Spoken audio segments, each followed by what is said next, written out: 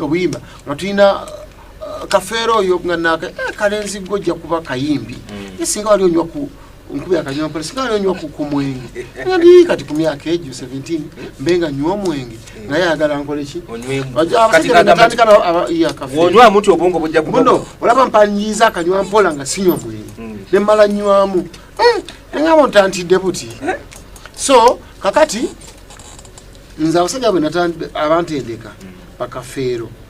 sabakopako nabakopako birungi bakopako mizeja sakopa mize nakopa birungi byokka bibakola kafeero namukopa the way he used to make gamba his gundi composition is arrangement mu nyimba ze ya composing nga bulungi nyo basudde ne mutunulira ngakola introduction enu nga kamukopeko introduction kafeero nga akola bulungi nnyo bode ebigambo Luganda bishinga ate nange nali mulungi nnyo mu Luganda nga ndumanyi nnyo nasoma nnyo Luganda nakola nnyo Luganda kakati kasozi ne mukopako instrumentation arrangement y'ebivuga ate yali mulungi nnyo nga basinga bano bonna yes era yagenda okufa 97 nga bakubi album gye bakuba basatu kafeero kasozi basudde eyo kasozi basudde kasozi yakola music oyo mulungi okusonderako Livingstone kasozi yakola album eyo ya dunia wera yefuluma mazefa oba gundi musayi gwange yafuluma nga afudde kakati nze buli omu nembako kyemukopako kafeero ne mukopako ne smartness enyambala humbleness yali mukaka munyo nga ne bwoba ngera yagamba kimu nti enensi tekungula bw'olya noomye ebyensinga biggwa olina kyotandaba ne mukopako lindako eno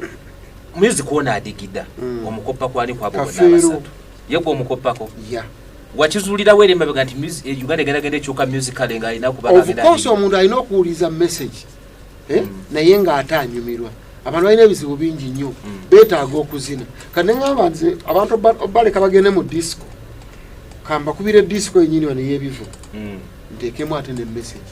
awulire message na ne disco agirina awo mba mulina kati okolabanga mu kadongo kamu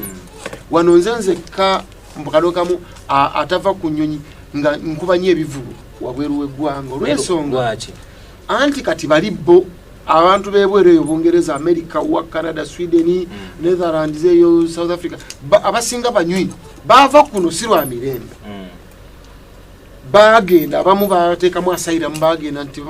babawala nambye obufuzi abalala byabatabukako business zaafa nga omanyi Uganda kati bwatuuka eri bagenda beekyaya abasinga tiwabeereka n'empewo nyingi banywamu badigize kati gwe bwodda mukunyonya nga musomera Bible nga ne Bible agine kasobola gyesomera yeetaaga okuzina kati kyovera banga nyimba n'okubayo tugende nambolerera zina ebizibu famire kalituusi ndikibuulirani wala ndikibuuliranirwa message naye nga ate ndutadde mu kidongo kyakuzina nataddeyo posti kapalaga nakutumira nnyo